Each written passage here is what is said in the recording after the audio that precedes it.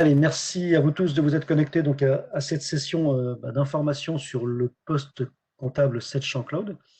Je suis Philippe Guéret, moi, je m'occupe de l'avant-vente chez Sedge et j'ai l'honneur d'animer aujourd'hui cette session avec notre partenaire Duotech, qui doit être votre revendeur. Je pense que c'est lui qui vous a inscrit sur cette session-là pour vous parler de qu'est-ce qu'on entend par le poste comptable, donc un petit peu euh, de présentation, on va dire, et du contexte, puisque vous avez, je pense, tous reçu le courrier qui signifie la fin de maintenance de votre application, et puis une large part donc à la présentation produit. Qu'est-ce que c'est que ce 7 sans cloud? Alors, qui n'a rien de cloud, on le verra rapidement. On parle plutôt d'hybride. Et puis, on va essayer de se réserver donc une session donc de questions-réponses. Donc, notre agenda aujourd'hui, donc c'est un bref rappel du contexte. Donc, pourquoi effectivement on vous propose de passer ou de vous présenter cette solution comptable. Donc, qu'est-ce qu'on appelle le poste comptable 7 champ cloud? Le processus à l'intérieur, la base de données, l'antériorité éventuellement donc des versions, une large part produit donc à la présentation et si possible donc une séance de questions-réponses parce que je pense qu'il y a beaucoup de choses qui vont arriver sur quelle stratégie donc à adopter. Donc rapidement, donc le contexte. Donc vous avez reçu un courrier qui signifie que l'on arrête à la fois donc de développer et que l'on arrêtera donc à la fin de l'année ce que l'on appelle donc la maintenance sur ces produits donc de comptabilité, négoce, IMO financier. On aurait pu rajouter donc Batigest, tout ce qui tourne en tout cas sur une base Access. Donc ces produits s'arrêtent avec des scénarios donc de migration. Donc aujourd'hui on parlera donc de la 100 pour vous permettre donc d'évoluer nativement et tranquillement et sereinement surtout sur d'autres applications. Ce qui a motivé cet arrêt, on ne va pas se le cacher, c'est avant tout un enjeu technologique. On est arrivé au bout de l'histoire sur cette plateforme de développement avec des contraintes liées à Microsoft qui nous sort, on va dire logiquement, c'est son travail, des mises à jour à la fois système, à la fois donc de sécurité et à la fois sous Access. Et on va dire que les développements que l'on a, qui ont une quinzaine d'années en tout cas sur cette plateforme-là, ne nous permettent plus aujourd'hui d'aller plus loin. Juste pour information, donc Microsoft ne considère plus aujourd'hui et a arrêté aussi donc le support sur tout ce qui concerne donc les développements autour d'Access. Donc vous voyez que on a eu beau essayer de tenir. On a sorti un patch il n'y a pas très longtemps, là, pour l'erreur 32, je suis plus 40, je crois, qui est sorti. Mais voilà, on n'est pas à l'abri d'autres problèmes et il était temps, et c'était dans l'air du temps déjà depuis quelques années, de pouvoir donc passer à autre chose. Donc on a un fort enjeu technologique, l'arrêt du développement de ce que l'on appelle une base access, qui a rendu beaucoup de services, mais qui n'est pas aujourd'hui à la hauteur, ou en tout cas aux espérances en termes donc, de technologie, en termes de rapidité, en termes de performance, en termes de base de données, et puis surtout donc pouvoir aller beaucoup plus loin. L'idée aussi, c'est de pouvoir mutualiser sur, alors on va dire une gamme, ou en tout cas de sacrément rétrécir le catalogue. Il faut savoir que chez Sedge France, c'est à peu près allez, 90 à 100 produits que l'on développe uniquement pour la France, et on doit en avoir au moins une trentaine qui tournent autour de la comptabilité. Vous imaginez qu'à chaque fois qu'on a un cadre légal qui arrive, la loi antifraude récemment donc a monopolisé, on va dire, tous les développements, alors, au détriment d'améliorations fonctionnelles, parce que ça nous demandait donc pas mal d'enjeux de sécurité sur les bases de données, de contraintes un petit peu pour nos utilisateurs aussi, hein, la notion donc, de validation de facture, de pouvoir ne pas modifier en tout cas donc un règlement dès qu'il a été comptabilisé. Voilà, donc on se dit il est temps de revenir à des choses un peu plus cohérentes en termes de gamme et si on pouvait rétrécir le spectre, ça nous irait bien aussi. D'où le choix technologique qui en dépend bien entendu. Et puis on ne va pas se le cacher non plus, puisque le marché nous le demande et le marché c'est beaucoup vous en tout cas. Ce sont tout ce qui arrivera ou tout ce qui arrive déjà donc sur ce qu'on appelle des plateformes cloud, donc l'accessibilité, l'agilité, la flexibilité, l'accès à mon produit et en se déchargeant de toute contrainte donc d'infra. Forcément, donc je n'ai plus de serveurs. Alors on a des niveaux d'authentification et de sécurité relativement importants, plus proches de ce qui se passe sur les banques. Mais voilà, le fil rouge derrière l'enjeu technologique, c'est que cette plateforme, en tout cas ce nouveau mode de développement et cette nouvelle base de données, ne nous contraignent pas dans 2-3 ans à nous dire, bah mince, je ne peux pas aller sur le cloud parce que j'ai pas fait le bon choix. Donc voilà, c'est à aujourd'hui, enfin c'est pas aujourd'hui, hein, ça fait au moins 2-3 ans qu'on travaille déjà donc à ce point de migration. Mais voilà, tout ça fait que ben, on passe effectivement donc sur une autre gamme de produits.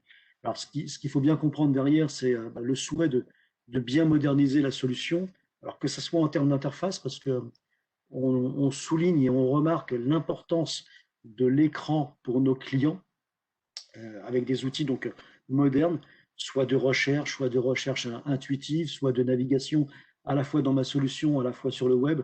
Voilà, donc ça fait partie un petit peu de l'enjeu technologique, mais on est en train de constater que les usages et les besoins donc évoluent énormément chez nos clients.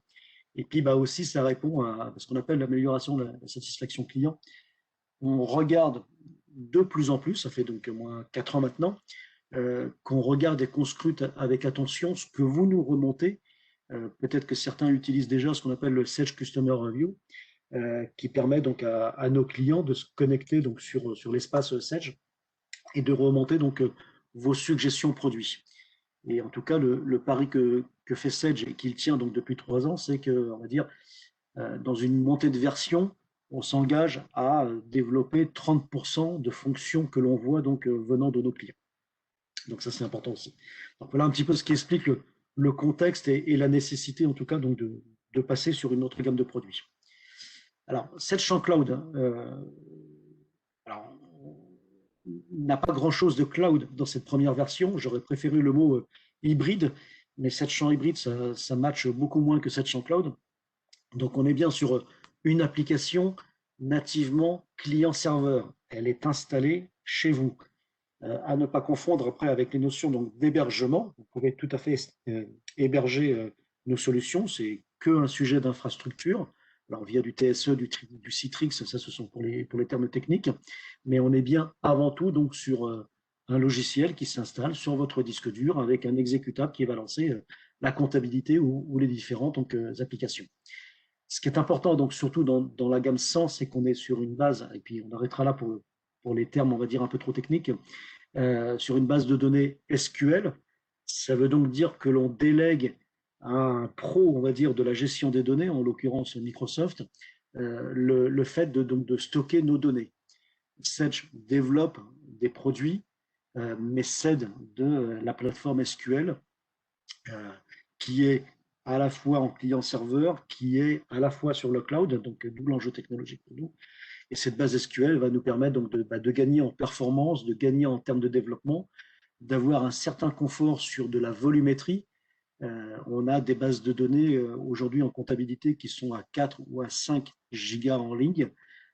Et juste pour rappel, donc quand même des sociétés importantes, 1 giga représente donc 1 million de lignes d'écriture comptable. Donc voilà, c'est juste pour souligner le confort de la base de données qui s'auto-administre automatiquement. On est bien sûr sur des applications donc multi-utilisateurs et la base de données elle est taillée pour avoir donc un nombre d'utilisateurs connectés simultanément. On a des bases à 90 utilisateurs et on a aussi des bases en monoposte ou en 2 postes ou en 4 postes. Voilà, donc elle est taillée, on va dire, à la fois pour du volume et à la fois donc pour du multi-utilisateur. Elles sont nativement multi-sociétés, je dirais même illimitées. Euh, on est toujours dans une notion, on va dire, de dossier, c'est-à-dire que quand je suis dans ma société, je n'ai pas de notion d'établissement. Là, c'est plus pour réserver sur ce qu'on appelle donc les comptes grandes et moyennes entreprises. Voilà, donc j'ai des dossiers que je gère de manière indépendante, mais autant de dossiers que je veux, il n'y a absolument aucune contrainte comme pour nous.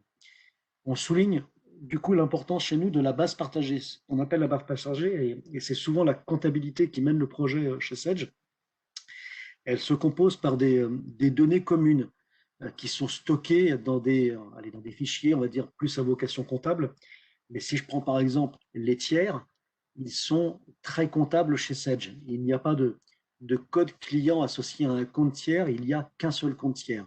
Il n'y a qu'une seule fiche client et qu'une seule fiche fournisseur qui est disponible en temps réel, bien entendu, d'où l'aspect de partager, sur toutes les autres applications. Si je vais dans mon application moyen de paiement, qui est l'équivalent un petit peu du financier sur AP, sur la gamme PE, la modification d'une condition de règlement dans la fiche tiers de moyen de paiement se fait en instantané sur la comptabilité puisque c'est la même fiche. Alors, il peut y avoir des onglets un petit peu différents. Je pense notamment donc sur la banque où on aura plutôt les informations du mandat CEPA côté moyen de paiement et qui ne seront pas affichés côté comptabilité, mais pour autant c'est exactement la même fiche. On a ce que l'on appelle des éléments structure, c'est-à-dire que le plan analytique, le plan comptable, les tiers, les conditions de règlement, pas mal de choses, les registres de taxes, enfin tout ce qui tourne à la taxe aussi. Ce sont des éléments communs sur toutes les applications qui vont graviter donc autour de la comptabilité. Et puis c'est surtout une gamme évolutive. On va dire que vous la composez un petit peu à la carte en fonction de vos besoins. Si je ne traite pas d'analytique, bah écoutez, je ne prendrai pas l'option analytique. Si je ne veux pas de rapprochement bancaire automatique, je ne la prendrai pas, ou je la prendrai plus tard. Voilà, c'est à la fois évolutive et à la fois adapté donc à votre besoin et vous composez, on va dire, votre offre comme vous voulez. Et on souligne effectivement donc à tout ce qui gravite autour de cette je sens avec ce qu'on appelle des services connectés qui peuvent être issus de la dématérialisation, qui peuvent être issus donc de l'automatisation des relances. Voilà, il y a tout un écosystème d'applications qui vit donc autour de la comptabilité que vous pouvez prendre bien entendu dans le temps, à loisir ou adapter donc en fonction donc de votre besoin. Ce qui est important si on se recentre sur le poste comptable Sedge, c'est qu'on a bien donc une application de comptabilité, agrémentée ou pas donc des options, mais en tout cas qui va traiter tous les aspects primaires donc de la comptabilité, plan comptable, saisie d'écriture, traitement de fin de mois, de fin d'exercice, relance, rapprochement, etc. Donc tous les états bien sûr. Donc tout ça, c'est le socle de la comptabilité. Ce qu'il faut bien comprendre, c'est que la comptabilité va renvoyer des échéances à moyen de paiement. Alors, en fait, c'est plutôt l'inverse. C'est que quand je vais ouvrir un moyen de paiement, comme il est déjà connecté à la comptabilité, il va remonter donc de facto toutes les échéances tiers en fonction du mode de règlement. Et on va déléguer à moyen de paiement les tâches de règlement, qui peuvent être donc de deux manières. Soit c'est une remise en banque de chèques, c'est moyen de paiement qui s'en occupe. Je récupère toutes les échéances dont le mode de règlement aura été chèque. Je génère le règlement, j'édite mon bordereau de remise de chèque, et ça, c'est bien moyen de paiement qui le fait. Ou alors, on va un peu plus loin dans ce qu'on appelle la communication bancaire. Je récupère donc des échéances de type virement ou prélèvement. C'est aussi moyen de paiement qui va les traiter de manière individuelle ou en masse, qui va s'occuper de générer donc le règlement, qui va s'occuper de faire le dernier kilomètre, on va dire, jusqu'à la banque, donc via le tuyau, donc Sedge Direct et le protocole EBIX, et c'est bien moyen de paiement donc qui le fait. Il restera donc une étape ultime, c'est la comptabilisation de tout ce que moyen de paiement aura fait, donc tous les règlements qu'il aura générés, je les comptabilise. Donc il n'y a pas d'export, hein, on est bien sur une base unique et la notion donc de base partagée, mais il y a juste une mise à jour de la comptabilité à faire avec le bornage de date, et vous alimentez vos journaux de banque avec le lettrage qui va bien de l'autre côté.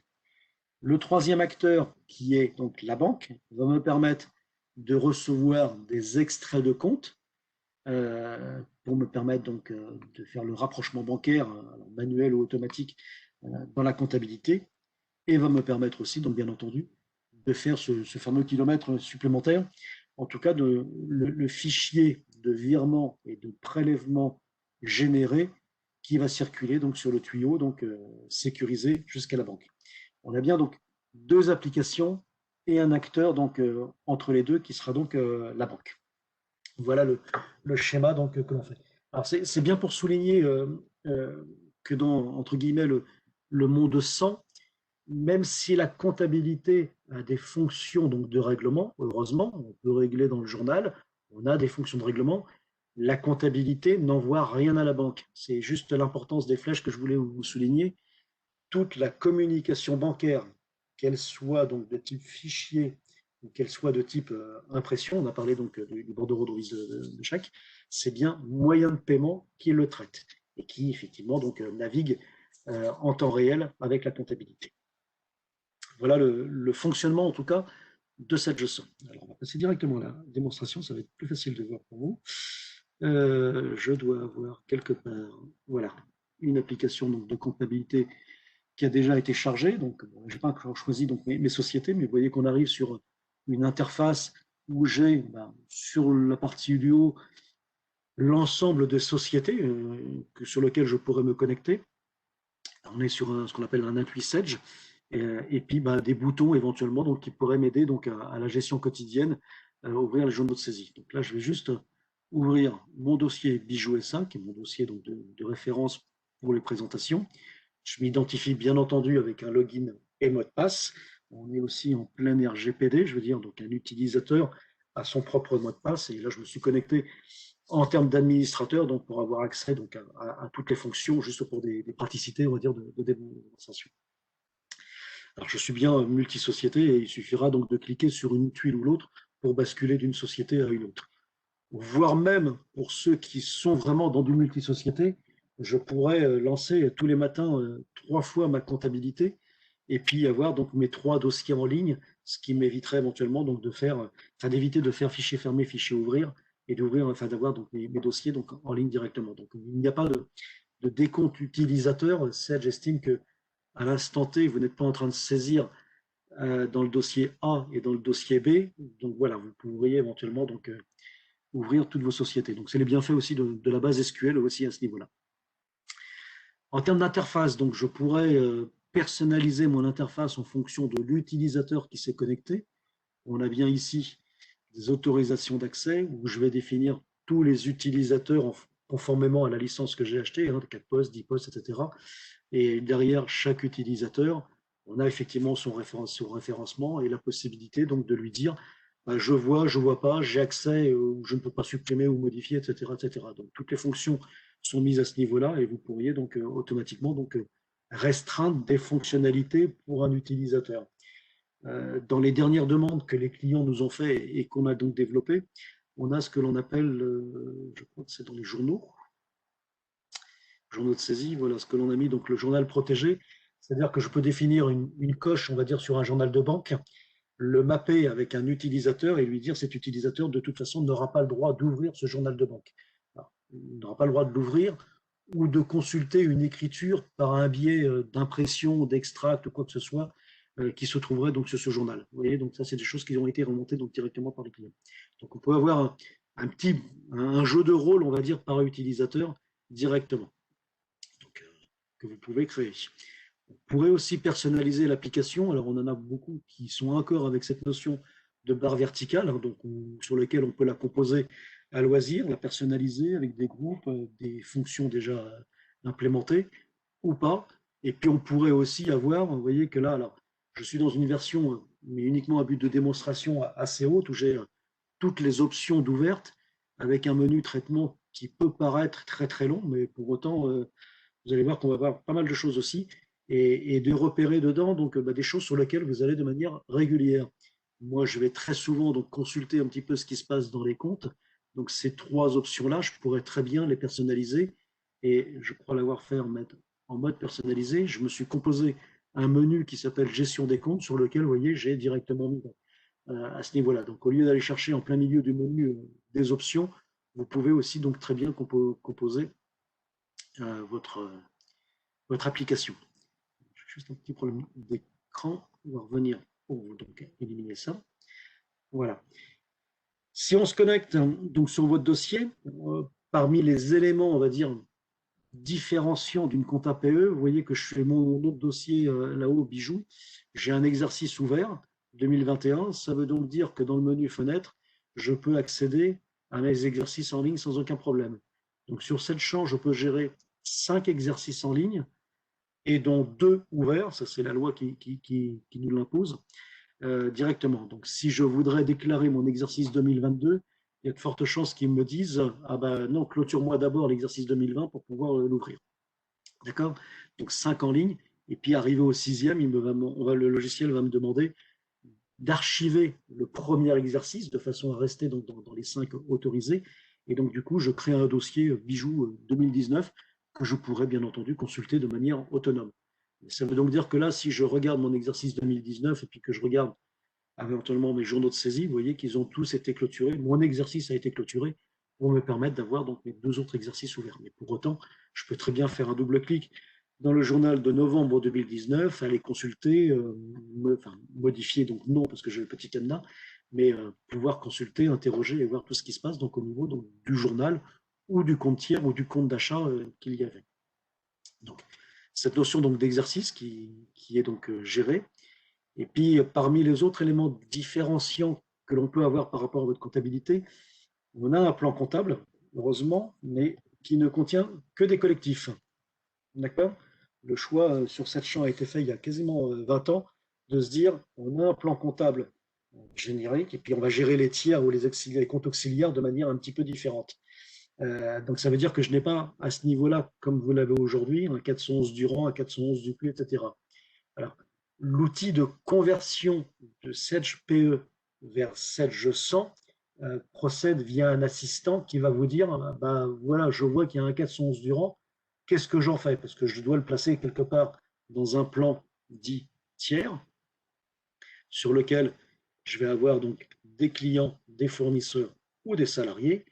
Et bah, à un moment donné, bah, voilà, donc vous auriez éventuellement un 411 bagues. Qu'est-ce que j'en fais en termes de conversion? Est-ce que je reste sur 411 bagues et je l'inclus tel quel dans le plan tiers? Est-ce que je me contente de bagues? Dans ce jeu d'exemple, oui, parce que je sais que je suis lié à un compte collectif et je sais encore en plus que je suis un type client. Donc de remettre 411 bagues à ce niveau-là, il y a peu d'intérêt.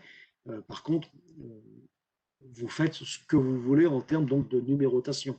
Alors là, j'ai choisi une numérotation alpha, ça pourrait très bien rester du numérique, ça pourrait bien rester ce que l'on veut. D'accord? Et on aurait donc la même chose donc côté fournisseur. Donc principalement donc des comptes collectifs, les comptes 7, les comptes 4, tout ce que l'on peut avoir donc à ce niveau-là. Et vous voyez que si j'ouvre mon collectif, donc une fiche relativement complète, alors de l'analytique sur un collectif client, pas forcément à ce niveau-là, mais la possibilité donc de paramétrer et puis de lui dire ben voilà quels sont tous les tiers que je pourrais donc avoir liés donc à ce collectif-là. En fait, on va retrouver tous les tiers qui ont été donc implémentés ici. Et si je regarde un tiers par lui-même, vous allez voir que une fiche assez riche d'informations, bon, nom, prénom, etc., pour me permettre de faire éventuellement donc les lettres de relance, les envois mails, etc.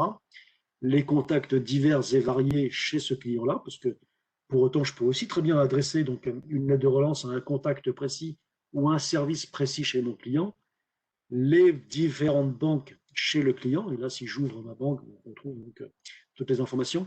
C'est ce que je vous disais en introduction. Hein, donc, dans moyen de paiement, il y aura donc un autre onglet qui sera mandat sur lequel donc je pourrai donc alimenter donc les champs. Bon, des notes, de l'information libre, enfin, de la solvabilité, c'est tout ce qui remonte en temps réel sur toutes les applications, c'est-à-dire que cette fiche tiers, quelle que soit mon application que je vais consulter, j'aurai donc cet écran-là donc à jour. Et puis sur des tiers, donc un peu plus de paramétrage. Qui est-ce qui paye? Est-ce que c'est moi ou pas? Comment je paye? Est-ce qu'on a des options de traitement? Est-ce que ce tiers-là gère des devises ou pas? Est-ce que l'on exclut des rappels et relevés? C'est peut-être un client important et on va faire attention.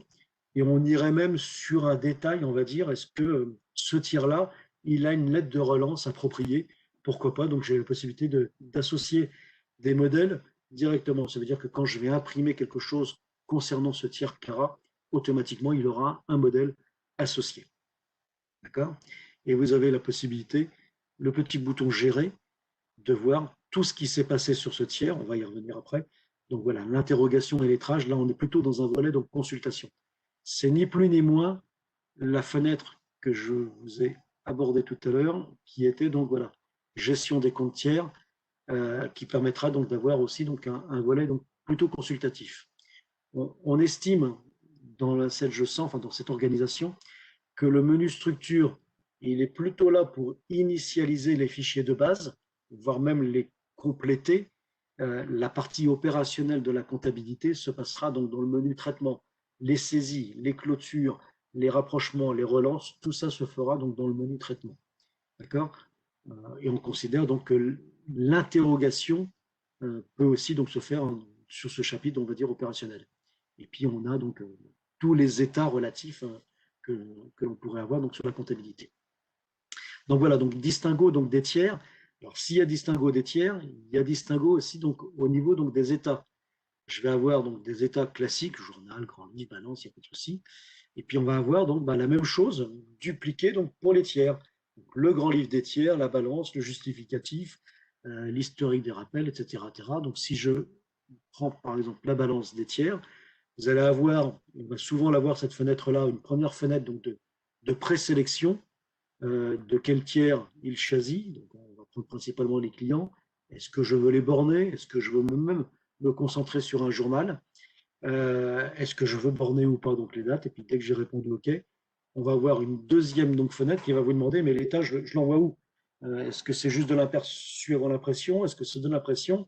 Ou est-ce que, regarde quasiment, je pourrais même l'envoyer donc dans un classeur Excel. Donc c'est plutôt un export, mais qui va respecter donc tout le colonnage, tous les titres de colonne, etc. Donc, si je reviens uniquement donc sur un aperçu, voilà, vous avez donc une balance des tiers classique qui vient donc de s'imprimer. Pour ça, on a fait appel à un modèle de mise en page. Beaucoup d'états sont disponibles si vous voulez donc vous les réapproprier via un outil donc de mise en page, les modifier, les dupliquer, cadre, pas cadre, colonne plus large, moins large, etc. Voilà, ce sont des modèles qui sont disponibles. On les avait en fait rendus disponibles à l'époque de l'euro, où beaucoup nous ont demandé d'afficher donc le double montant, donc franc-euro à l'époque. Voilà, mais ce sont des états qui sont complètement donc, disponibles donc, à l'impression. Donc des états tiers dédiés et un plan donc dédié. L'autre élément important dans un 7G100, c'est ce qu'on appelle les taux de taxe. Alors, on va beaucoup plus loin qu'une simple table qui va dire les codes 1, c'est 20%, et mon compte débit ou mon compte débit ou encaissement. Là, on raisonne donc sur des codes taxes, et si j'ouvre effectivement donc, ma fiche C20, on voit qu'il y a une fiche assez riche aussi, donc avec surtout un sens, le compte qui forcément est présent donc, sur le plan comptable, un type donc, de taux qui peut être exprimé donc, soit en pourcentage, en montant, en quantité, on en a quelques-uns, et puis en fait, le type de taxe que l'on va gérer. En fait, dans cette G100, on ne définit pas le dossier, enfin, on ne définit pas le régime de TVA sur le dossier, mais on le définit donc à la taxe, directement. Donc, si ce compte-là est plutôt sur les débits, voilà tous mes comptes de vente ou tout ce qui pourrait traîner donc après, qui seront rattachés. On pourrait prendre une TVA que j'ai définie donc sur encaissement, et là automatiquement donc j'ai d'autres comptes de vente. En fait, le fameux C20 ou le petit ou le fameux C30, c'est ce qui traîne. Si je reviens rapidement dans mon point comptable et que je prends donc un 701, voilà, vente à 20%. En identification, voilà, c'est ce fameux compte, enfin ce fameux code que je rattache par défaut donc à mon compte général. Ça va m'aider à pas mal de choses, ça va m'aider à automatiser euh, la ligne de TVA en saisie de journal qui va se mettre automatiquement. Et puis ça va surtout m'aider à ce que l'on appelle à gérer les registres de taxes, c'est-à-dire que le montant de la taxe et la base taxable est constamment stocké donc sur l'écriture, ce qui va me permettre facilement après donc d'avoir donc tous ces états préparatoires aux déclarations donc à la TVA. Et une TVA donc dite sur encaissement, ça veut donc dire que le registre va évoluer et va se mettre à jour donc sur la ligne de règlement, donc bien entendu aussi. Voilà, donc un menu structure, on ne va pas tous les faire, mais qui permet donc de voir pas mal de choses en termes de paramétrage. Et si on revient donc toujours aussi en termes de paramétrage, vous avez possibilité donc de définir des modèles de saisie, donc pour faciliter un petit peu donc la saisie des journaux, si j'ai une écriture complexe. Je pense à éventuellement donc ceux qui ont une activité de BTP avec les retenues de garantie, les comptes prorata et tout le reste. Donc on arrive forcément, enfin facilement à au moins une pièce à 6, 8 lignes de compte, des modèles de grille qui sont plutôt donc de la répartition analytique, et voire même donc les modèles de règlement que l'on a donc aperçus, voire même des modèles d'abonnement s'il le fallait, hein, donc un crédit bail sur lequel je vais lui dire ben voilà le montant donc en fonction de la périodicité, et puis bah, derrière j'ai bien un modèle de saisie qui est donc crédit, enfin l'abonnement crédit bail, c'est-à-dire le modèle c'est donc le modèle d'écriture que je vais générer quand je cliquerai donc sur le bouton OK. Et si je reviens juste voir pour un exemple donc, un modèle de saisie sur le crédit bail, le voici. Voilà. Donc relativement graphique. La petite main qui appuie sur le clavier, c'est moi qui vais saisir. Les deux petits bonhommes, c'est automatiquement dupliqué. Et la petite calculette, eh ben, c'est lui qui va le calculer donc automatiquement. Donc, mon abonnement partirait, donc, dans cet exemple-là, en tout cas, sur un compte 612 avec un fournisseur donc, ou un tiers déjà identifié donc, dans le jeu d'essai, donc ready. Voilà, pas mal de choses aussi.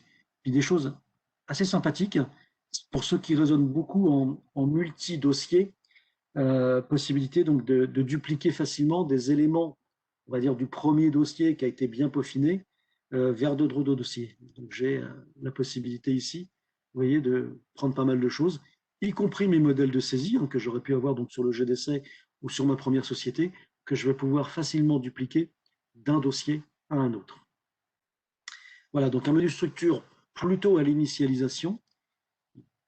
Il m'en restait un assez important.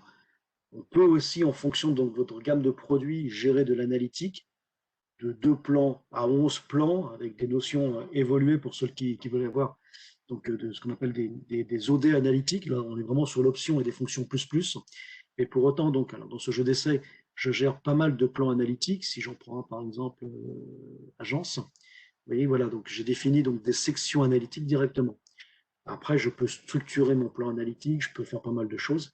Et en tout cas, donc, le plan ou la section ou la coche, on va le voir, de toute façon, on dit rapidement en saisie, va me permettre donc d'automatiser une clé de répartition de mon montant, donc de la facture directement sur N, enfin, une ou N sections automatiquement. Je pourrais avoir donc des clés de répartition donc, automatiques s'il le fallait.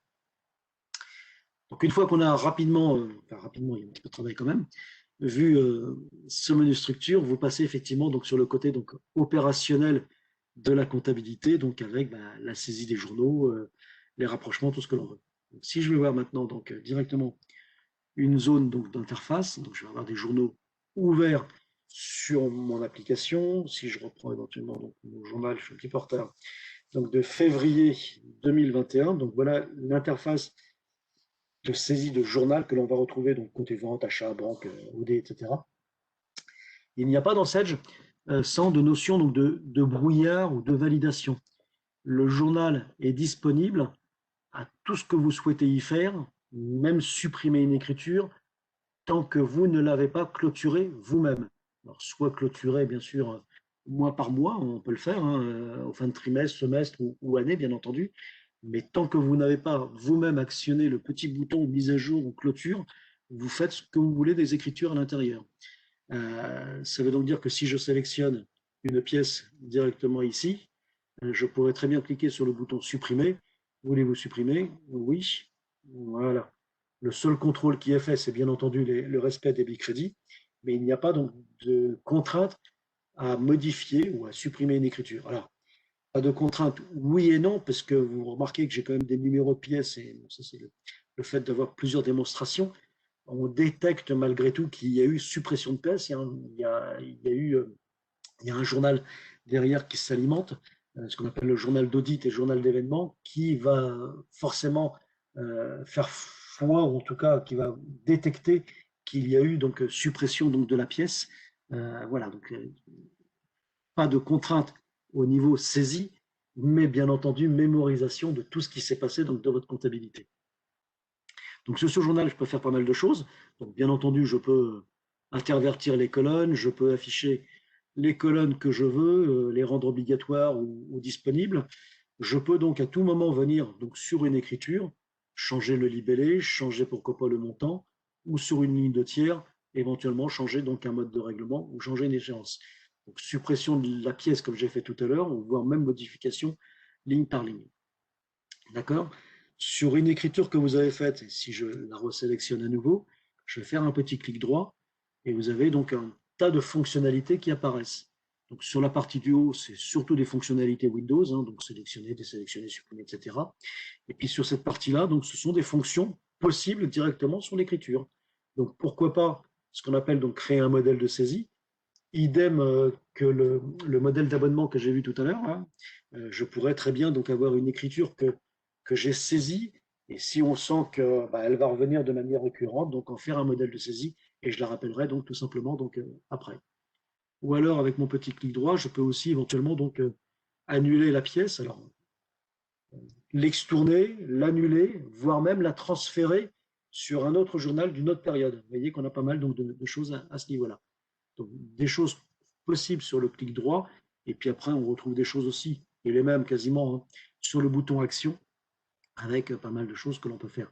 Donc, pourquoi pas donc associer un PDF à une écriture, pourquoi pas, et on retrouve donc le modèle de saisie, et pourquoi pas donc, alors peut-être plutôt sur la ligne du 7, hein, voir ce que je vous évoquais tout à l'heure, donc l'importance de la gestion donc de la TVA, puisque voilà, les 35 000, hein, voilà. Donc je stocke à chaque ligne d'écriture ma base taxable, le taux et le montant de la taxe. J'aurais pu très bien avoir une facture avec plusieurs taux de TVA, et en tout cas, tout serait inscrit à ce niveau-là, avec forcément le numéro chronologique, ce qui va m'aider, un numéro de pièce, et puis un registre qui va évoluer en fonction donc de sa vie. Si on était plutôt donc sur un C30 TVA typé donc à l'encaissement, je le gérerai aussi donc sur le règlement de l'autre côté. C'est ça qui va m'aider donc à avoir donc ma déclaration de TVA, avec bien entendu des contrôles de cohérence. Alors je dirais surtout pour ceux qui font de l'import, vous avez une application métier qui vous exporte des factures, je les importe sans aucun problème donc dans la compta 100. Si je n'ai pas le fameux C20 ou C30 ou C quelque chose ou D, hein, pour la déductible, voilà, donc j'ai peut-être un montant de taxe ou une base qui ne sera pas à jour. Pour autant, j'ai un outil qui me permet donc de recalculer les registres et qui fera donc l'opération pour me permettre donc d'avoir une bonne déclaration. Le chiffre en gras, c'est pour m'alerter qu'il y a de l'analytique sur ce compte-là et sur cette ligne-là. Et je peux la revoir effectivement donc, par le petit bouton analytique.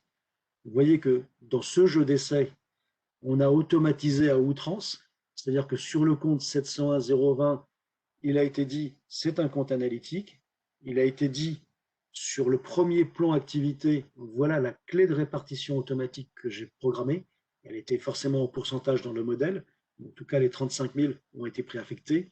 Et puis, au cas où, donc, je peux aussi donc venir ajouter quelque chose sur un autre plan. D'accord? Pour ceux qui gèrent uniquement l'analytique.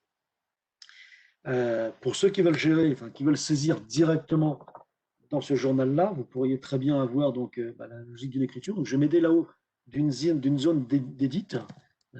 Un compte 701, je vais faire tabulation parce que je ne me rappelle pas. C'est celui-ci qui m'intéresse, double-clic. Le fameux C20 qui arrive. Un moyen déjà là de gérer une analytique dans le cas où elle est 100% du montant affecté à une section. Pourquoi pas? Je ne me rappelle pas, je vais faire E4. C'est la mairie de Montauban directement. Facture, mairie, tabulation, on y va pour 22 000 euros. Je vais faire entrée. Et il s'est passé donc deux choses. En arrière-plan, vous voyez qu'il y a une ligne 445, 720, 447, oui, 120, qui vient de s'alimenter automatiquement. C'est le fameux C20 qui est lié au compte, qui me permet automatiquement donc de générer. Et comme ce compte-là a été coché comme analytique, et comme en plus j'ai activé une préférence sur ce jeu d'essai qui me dit, mais quelle que soit la répartition faite, pas faite, etc., affiche-moi quand même cette fenêtre-là. Donc je pourrais très bien venir donc contrôler, ajuster une clé de répartition s'il le fallait, ou venir dire, bah tiens, je vais rajouter une analytique de type chantier. On va passer à la mairie de Louviers. On a dit que c'était 22 000, ou d'autres sections s'il le fallait, et je vais faire fermer automatiquement. Mon curseur revient en zone d'état là-haut. Tabulation, tabulation, pas de compte général, puisqu'on va se concentrer maintenant sur le tiers. Tabulation, tabulation. Il me propose un chèque et une date d'échéance. Il me propose automatiquement les 26 400. Je vais faire entrer à ce niveau-là. Et on a détecté que le client il payait en 3 fois, que je peux modifier, ajuster comme je veux, ou que je peux via le bouton OK, confirmer, et je retrouve donc mes 3 lignes d'échéance automatiquement. Rien ne m'empêche, bien entendu, de venir lui dire que c'est un autre mode de règlement s'il le fallait, voire même d'aller un peu plus loin. On va la mettre donc au 10 03 21, directement celle-ci s'il le fallait. D'accord? Donc beaucoup de choses que je peux faire donc en termes de saisie. Il faut effectivement trouver sa technique de saisie.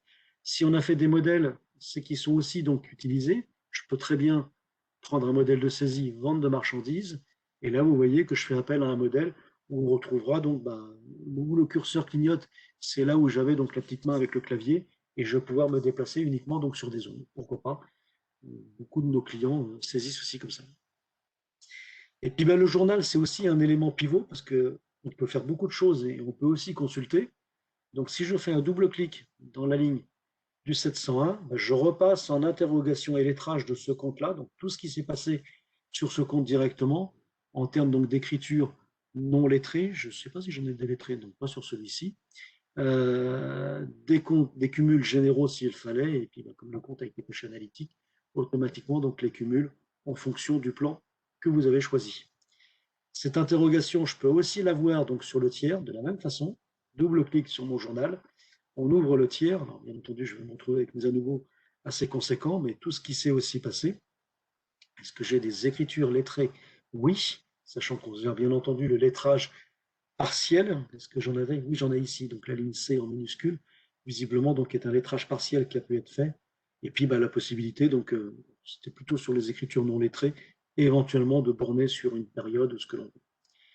Donc, beaucoup d'informations sur ce tiers, les différents rappels que j'aurais pu faire aussi sur ce tiers. Donc, visiblement, celui-là a déjà reçu une lettre de relance sur cette créance donc, de 544 euros. Et j'en ai visiblement profité pour lui facturer aussi donc, des pénalités de retard en fonction donc, de la règle et du taux qui sont donc préparamétrés. Possibilité, alors ça c'est une option hein, pour ceux qui veulent aller un peu plus loin, de se dire, cette créance-là, je vais avoir du mal à la récupérer, je la sors des lettres de relance traditionnelles pour la traiter dans un dossier de manière donc individuelle.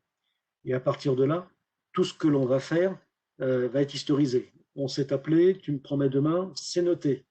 Je te rappelle, demain, il y a toujours rien qui est arrivé, donc je t'envoie un courrier un peu plus agressif, c'est noté aussi, et le PDF aussi. Voilà, on est juste avant le contentieux, on espère encore avoir un retour, mais en tout cas, on historise tous, jusqu'à éventuellement donc génération donc en 416 et créance définitive, donc douteuse, empire douteux, pour le voir donc avec le jeu d'écriture. Et on retrouve comme tout à l'heure donc sur le compte général donc de tout ce qui s'est passé donc aussi sur le client. D'accord? Donc pas mal de choses. Alors journal d'achat de vente de banque, c'est exactement donc la même chose. Vous avez donc la possibilité de faire, bien entendu, des relances, alors soit de type préventif, c'est-à-dire que 10 jours avant la fin de l'échéance, je me permets de vous envoyer un courrier vous rappelant donc mon bon souvenir, ou soit directement donc mes rappels. Alors je ne vais pas prendre mes à nouveau parce que sinon dans le jeu d'essai ça va être un peu compliqué.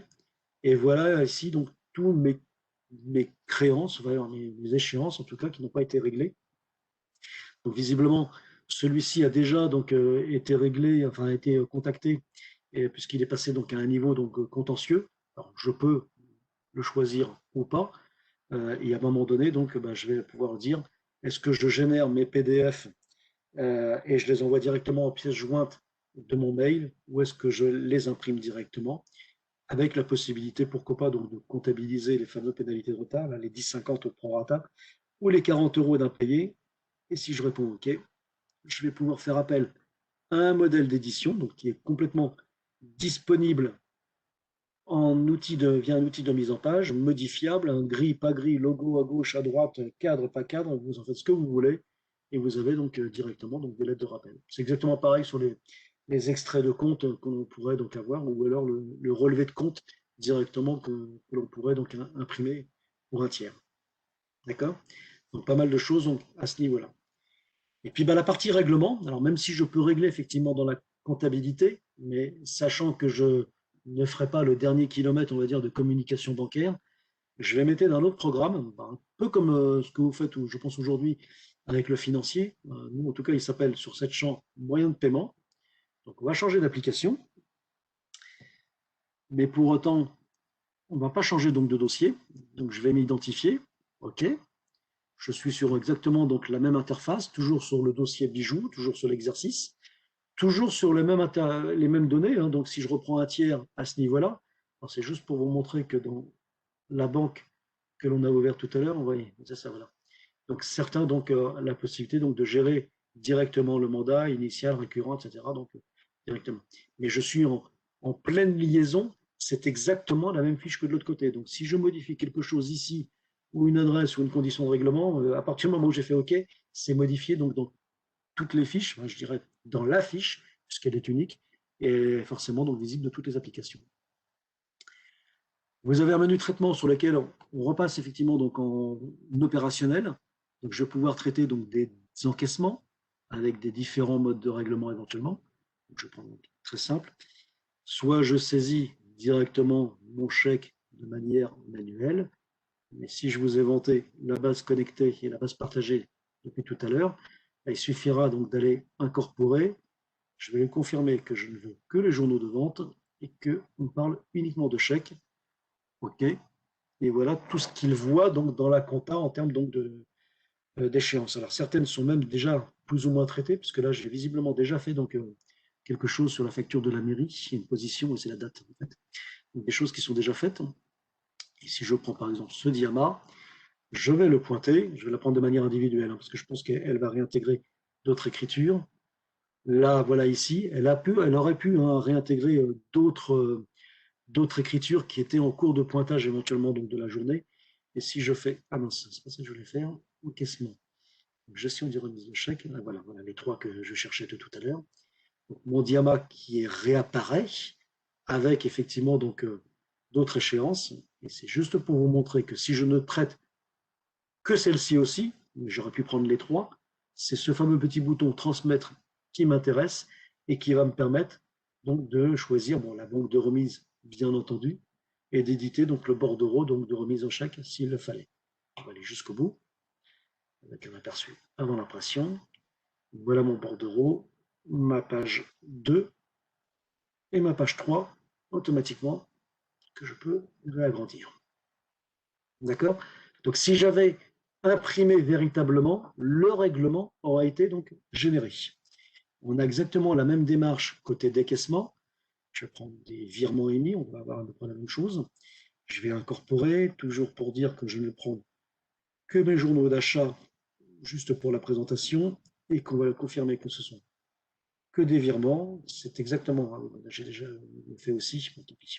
Il va me dire que ça a déjà été fait, je vais la pointer, je passe OK, la voici, je vais la passer en gestion. Elle retrouve pas mal d'autres échéances qui sont en attente, en tout cas que j'ai déjà fait donc pour le jeu d'essai. Le repointage, mais juste pour dire que je la prends uniquement celle-ci de manière individuelle, j'aurais pu prendre toutes les autres d'ailleurs, hein, ça fait plusieurs fois que visiblement je la traite, cette écriture-là. Et juste pour vous montrer donc la petite nouveauté au niveau du bouton donc transmettre, où là on n'est plus sur une impression effectivement de fichiers, mais on est vraiment sur la génération donc d'impression de données, sur la génération d'un fichier, donc XML pour le terme technique. Donc soit je génère le fichier et vous avez une application qui va l'envoyer directement à la banque. On est beaucoup encore aujourd'hui avec un logiciel qui s'appelle Turbo, qui est un très beau logiciel, ou soit vous restez chez Sedge, et puisqu'on a une application équivalente via Sedge Direct, que vous devez utiliser aujourd'hui si vous faites des virements et prélèvements donc, via le financier. Donc là, je génère le règlement, je l'envoie donc sur le tuyau IBIX sécurisé et qui s'occupe donc de l'envoyer à la banque conformément donc au paramétrage que vous avez mis dans cette direct, le certificat d'authenticité, le service qui a été paramétré et bien sûr donc le serveur de banque et le contrat de banque qui est ouvert de l'autre côté. D'accord? Donc pareil, donc génération de fichiers. Et là, le fait de faire OK, de générer le fichier, génère le règlement automatiquement. Donc ça voudrait dire que côté moyen de paiement, il me restera juste à faire une mise à jour de la comptabilité et en fonction donc de la date de remise ou de la date que vous avez donc indiquée, le bouton comptabiliser envoie directement, donc enfin envoie, régénère automatiquement donc les écritures dans le journal de banque avec le lettrage qui se fait donc automatiquement. Voilà donc le boulot de moyen de paiement, c'est vraiment de s'occuper donc des règlements. Je les récupère tous, je les traite de manière individuelle juste pour la présentation aujourd'hui, ou en masse et volume, et je m'occupe donc de faire donc tous les générations donc papier ou communication bancaire que vous souhaitez. Et vous pouvez donc à tout moment revenir donc sur l'application de comptabilité que je dois avoir en arrière-plan. Après, on pourrait faire beaucoup d'autres choses, hein, donc vous auriez en fonction des besoins métiers, en fonction de l'activation de fonctions, en fonction de l'activation des options, faire pas mal de choses. On pourrait éventuellement donc voilà, parler de rapprochement bancaire donc manuel, voilà, en choisissant tout simplement mon journal de banque. Donc là, pour le coup, en saisissant une pièce de trésorerie, j'ai dans la main gauche un extrait de compte, et puis je viens pointer, pointer, pointer, pointer jusqu'à temps que mon solde se passe à zéro conformément donc à mon extrait. Donc ça, c'est une manière très très simple de procéder donc à un rapprochement bancaire. Ceux qui veulent aller beaucoup plus loin, mais c'est aussi donc une option, donc c'est un choix. Vous avez aussi donc la possibilité de traiter donc le rapprochement bancaire automatique. Je vais choisir donc un compte bancaire. Ou pour le coup, je libère ma main gauche parce qu'en fait l'extrait il est automatiquement donc dans ma fenêtre du haut. Mes écritures sont dans ma fenêtre du bas. Et puis vous avez plein de petits paramètres, les codes interbancaires, les montants numérotés, etc., qui vont vous permettre de mapper le 1000 € du retrait d'espèces avec une ligne, je pense que je l'ai déjà fait de toute façon quelque part, qui va se trouver en bas dans votre comptabilité. Voire même, il me semble que je l'ai aperçu tout à l'heure, voilà, des lignes qui seraient sur votre extrait, cette ligne d'agio, mais qui n'est pas constatée effectivement en comptabilité. Bon, là, je vais avoir un problème d'exercice, mais si vous auriez la possibilité de générer donc automatiquement donc une écriture d'OD sur cet agio-là, donc via un modèle de saisie que l'on aurait donc affecté. Donc, beaucoup de choses. Donc, mais rapprochement bancaire, on va dire, à la vitesse et aux besoins que vous souhaitez. Et puis on a aussi parlé donc un petit peu d'analytique. Donc vous retrouvez aussi donc des éditions dédiées. Hein, si je voulais avoir des états analytiques, comme les tiers, on va les traiter donc de manière bien spécifique. Je pourrais pourquoi pas imprimer une balance analytique en choisissant le plan que vous souhaitez. On va rester sur le chantier. On va tout prendre. Vous voyez que la fenêtre est un petit peu plus complète. On pourrait, on nous le demande de plus en plus, hein, d'inclure, enfin en tout cas de choisir, de saisir sur des journaux de situation, donc de manière temporaire, et d'inclure cette saisie-là dans nos éditions. Pourquoi pas? Et si je fais OK, donc je vais retrouver la balance de tout à l'heure, donc avec ma section et tous les comptes qui auraient été ventilés. Sachant qu'on peut avoir aussi ce qu'on appelle la balance analytique inversée, mon compte 601 020 et toutes les sections sur lesquelles donc auraient été ventilés donc des montants. Je vous ai parlé de la TVA. On va même aller voir donc la déclaration de taxes. Je peux donc avoir un état préparatoire, donc soit Sage le format, pourquoi pas, ou alors directement donc m'inspirer du modèle CERFA qui sera aussi donc paramétré. Et là vous allez voir, j'espère que je vais voir. Voilà, donc le CERFA directement. Donc j'ai pas beaucoup de chiffres sur cette première page, c'est normal, mais on vient d'alimenter donc automatiquement donc les chiffres sur le CERFA, donc en fonction de tout ce qui est stocké dans le registre, hein, donc directement, donc qu'on soit donc sur du monotaux de TVA, multitaux de TVA, toutes les bases taxables que l'on peut avoir. Et bien entendu, donc état préparatoire, mais génération du télépaiement, donc aussi bien entendu. Et puis d'autres fonctions, on va dire, un peu plus facilitatrices. Voilà, des fonctions donc, de recherche d'écriture. Vous voyez que la fenêtre est assez riche aussi en multicritères. J'ai une écriture de quelque part 1000 €. Je ne me rappelle pas la période.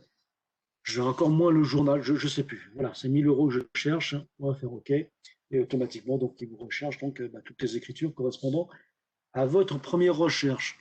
Si vous ne la retrouvez pas à ce niveau-là, c'était peut-être finalement que 999 ou 1000 et quelque chose. Vous pouvez jouer ici avec des petits boutons qui sont donc, j'élargis le spectre de la période pour aller voir un peu plus loin, parce que là, je suis toujours donc coincé dans mon exercice, ou alors le spectre du montant, puisqu'on peut paramétrer, je vais le faire 2-3 fois, voilà, on peut paramétrer un pas montant qui va vous permettre donc d'élargir la recherche jusqu'à retrouver, finalement, oui, c'était 984 €, c'est celle-là que je cherchais. Et puis, le double-clic, bien entendu, donc pour l'ouvrir donc de manière automatique aussi. Donc on est à plein dans une application Windows, donc forcément des fenêtres qui vont donc s'enchaîner et s'afficher et sur lesquelles il va falloir donc être assez rigoureux. Voilà, donc je pourrais aussi vous parler de toutes les impressions que l'on peut avoir, hein, donc bilan, compte de résultats, SIG, tout ce que vous pouvez avoir, le paramétrage des comptes en fonction des groupes et des libellés. On peut gérer aussi ce qu'on appelle les charges et produits constatés d'avance.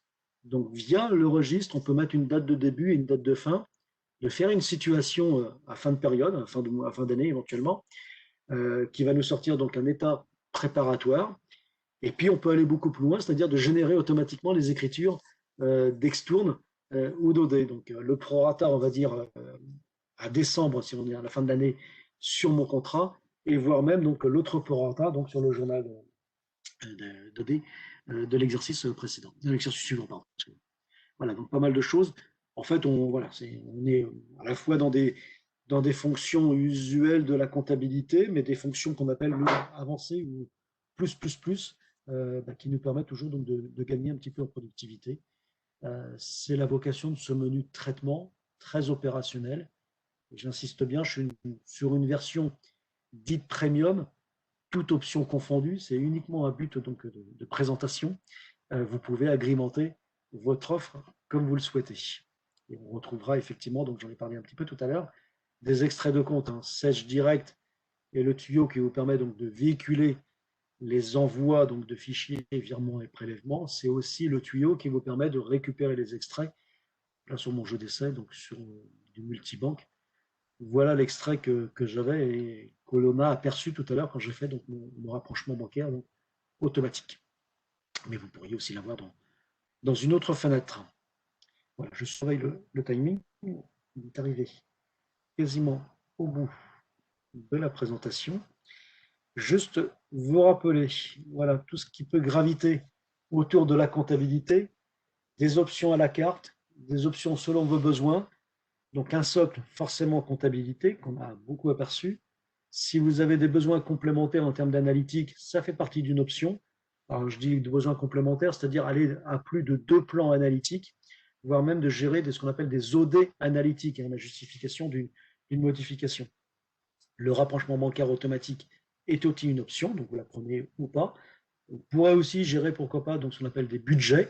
Alors des budgets qui peuvent être soit sur des comptes généraux, soit sur une section analytique, avec un montant prévu annuel ou décliné mois par mois. Et le but du jeu, effectivement, donc de constater l'écart par rapport donc à la réalisation et aux saisies des écritures qui seront faites donc sur les comptes ou sections attachées à ce budget. Et recouvrement de créances, c'est le fameux dossier donc, qui historise tout ce que l'on fait, enfin toutes les actions, que ce soit donc un appel, un envoi de lettres ou une écriture, pourquoi pas, qui vont être aussi donc traitées sur l'option. Et puis alors, on est vraiment là sur le côté voilà, hybride, le fameux cloud qui arrive autour de notre Sage 100, donc des solutions que l'on dit BI reporting, où là, si vous êtes beaucoup plus gourmand en termes d'analyse croisée, écoutez, on a un outil sous Excel qui nous permet donc de, de concevoir des tableaux croisés dynamiques et en lecture directe avec vos données comptables. Donc, on pourrait, pourquoi pas, sur BI, alors je veux dire une grosse bêtise, faire une balance multisociété. Voilà, je peux attaquer plusieurs sociétés s'il le fallait. On marche avec des connecteurs et puis qui vous permettent de gérer ou de composer un peu plus facilement donc, vos tableaux d'analyse. Automatisation comptable par Sage, c'est la possibilité de scanner des factures fournisseurs, de pourquoi pas avoir un circuit de validation, des fameuses bannettes. Telle personne la vise, la deuxième personne la vise une deuxième fois et la troisième mettra peut-être le tampon bon à payer.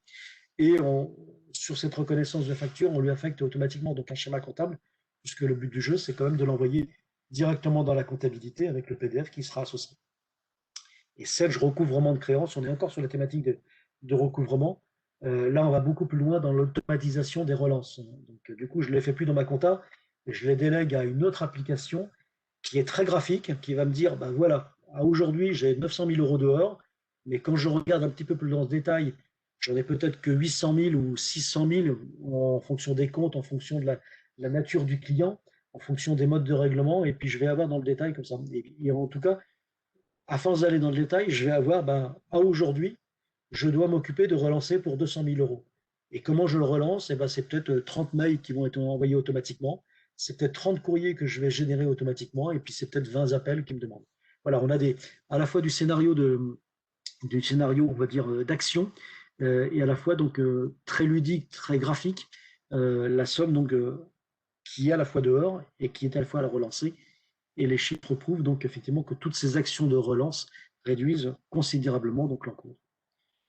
Et puis on a aussi donc pourquoi pas une application donc de notes de frais qui permet à des collaborateurs donc, sur une application donc, Internet de saisir une note d'hôtel avec des règles, bien entendu. La note d'hôtel, en tout cas ce qui a été paramétré, c'est pas plus de 120 euros.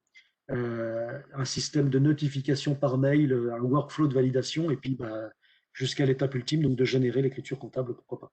Alors c'est juste pour souligner à la fois que vous composez votre offre comme vous le souhaitez, dans le temps, en fonction de vos besoins, et puis bah, qu'il y a tout ce qu'on appelle un écosystème applicatif autour de vos comptabilités qui permet aussi d'aller beaucoup plus loin en fonction de vos besoins. Juste rappeler, voilà.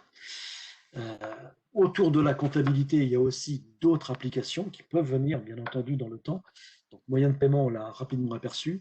On a aussi une application donc, de trésorerie qui, pareil, hein, va aller capter automatiquement, dès l'ouverture du dossier, ce qui se passe dans la comptabilité. Donc, je vais gérer des prévisions de trésorerie ou des prévisions comptables, et puis bah, les confronter toujours à mon solde de banque.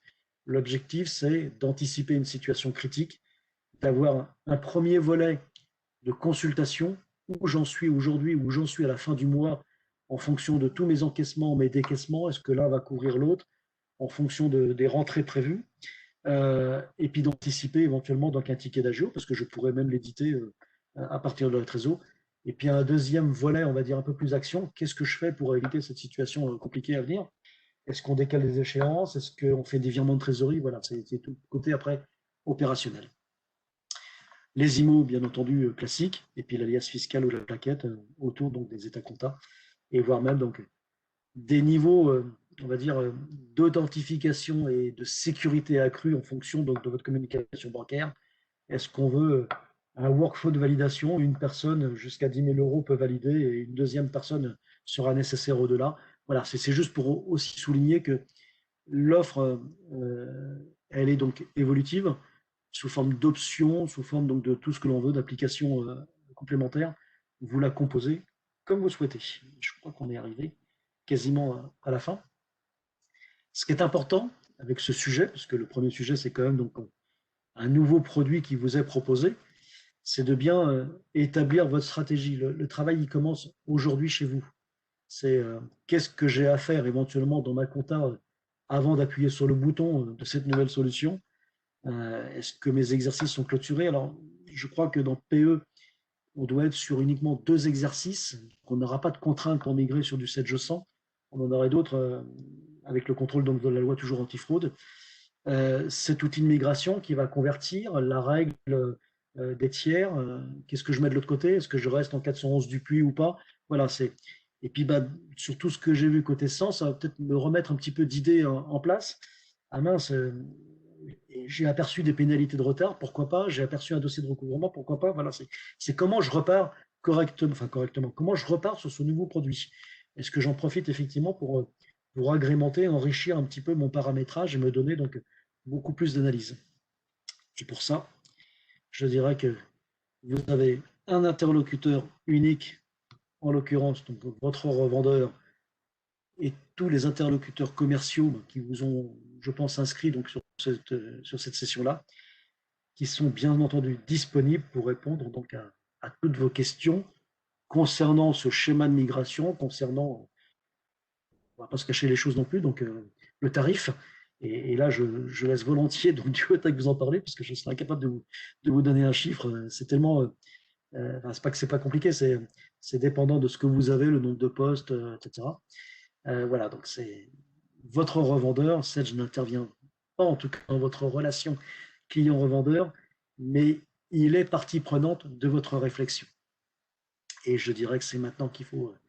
On est même un petit peu en retard. Hein. Je vais vous avancer le chiffre. Nous n'avons que 30 000 clients à migrer. Voilà, on ne l'a jamais fait chez Sedge en un an, donc voilà, c'est. Mais plus on s'y prendra de bonne heure et moins on évitera le goulot d'étranglement de fin d'année qui va être terrible. J'en arrive, je crois, à la fin de cette présentation. J'espère que ça a été clair pour tout le monde. Ça fait beaucoup d'écrans, beaucoup de choses.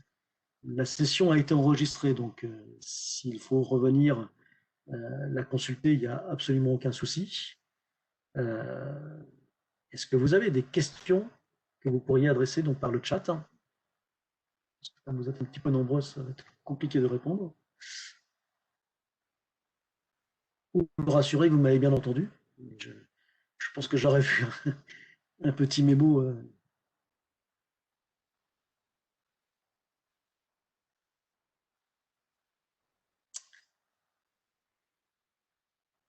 Bon, je suis rassuré pour le son. Merci à vous. Beaucoup de questions, non? Voilà, donc alors, comme tout changement de logiciel, hein, c'est une nouvelle interface, une nouvelle méthode. C'est aussi là-dedans. Hein, on vient pas, enfin, on vient pas. Euh, nos revendeurs, en l'occurrence Geotech, ne vient pas uniquement pour appuyer sur un bouton. Hein. J'insiste bien, ça se réfléchit avant, pendant et après. Hein. On change de logiciel, mais pas que. On parle quand même de comptabilité euh, et on parle donc d'évoluer sur une nouvelle solution qui devrait, je l'espère en tout cas, apporter un réel plus à nos clients. Écoutez, je vois pas de questions, donc ben, on va arrêter. Je vais vous souhaiter une très bonne fin de journée. À cette heure-là, je vais vous souhaiter aussi un très bon appétit. Euh, Portez-vous surtout très très bien et puis peut-être à bientôt sur une nouvelle session. Merci à vous tous. À bientôt. Au revoir.